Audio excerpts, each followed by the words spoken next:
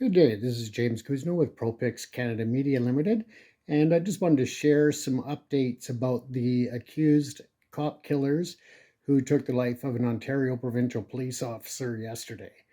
Here we'll share some information and images of the two accused.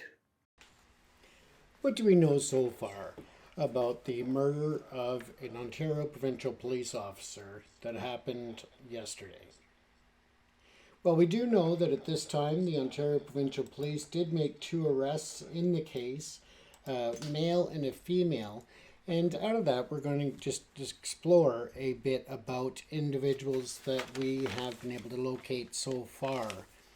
First, we'll start with Brandi Stewart-Sperry, who is 30 years old, is allegedly a prostitute and known drug user in the community. And she appeared in court, followed by Randall McKenzie, a 25-year-old with gang ties and drug dealing experience. They both have previous interactions with the police and the court system. They have been under a no communication order since appearing in court, which means they cannot communicate with each other, the family of the victim, or others in relation to this case. Their next court date will be January the 17th, 2023.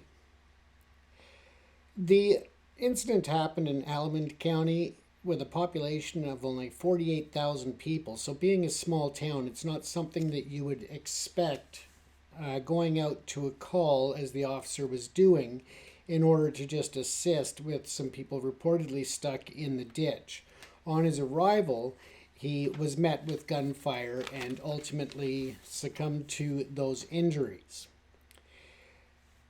Sperry had also been listed on the the Niagara Regional Police Wanted website in 2020 for failure to comply with a release order.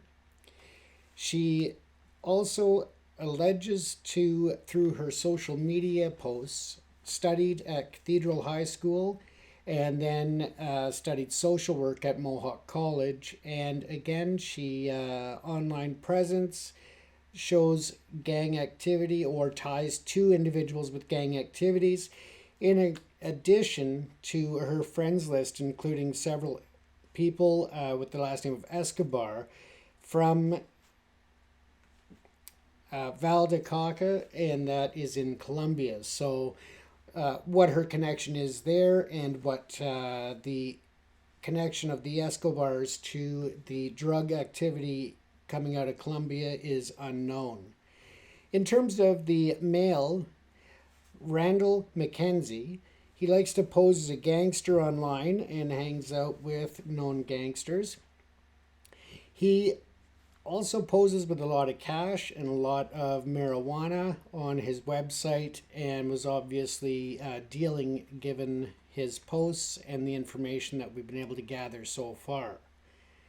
You can see here that there are photos including a very young individual, Randall, drinking and smoking marijuana, among other things. So obviously this is going back a long time that he's had issues with authority and such, which is demonstrated through many of his social media posts that were hashtagged fuck the OPP, which is the Ontario Provincial Police.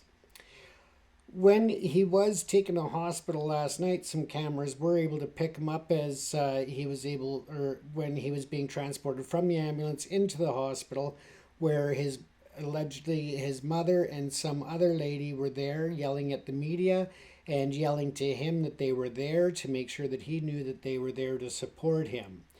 As he was being wheeled in on the stretcher, he did say, fuck you goofs, or something to that effect.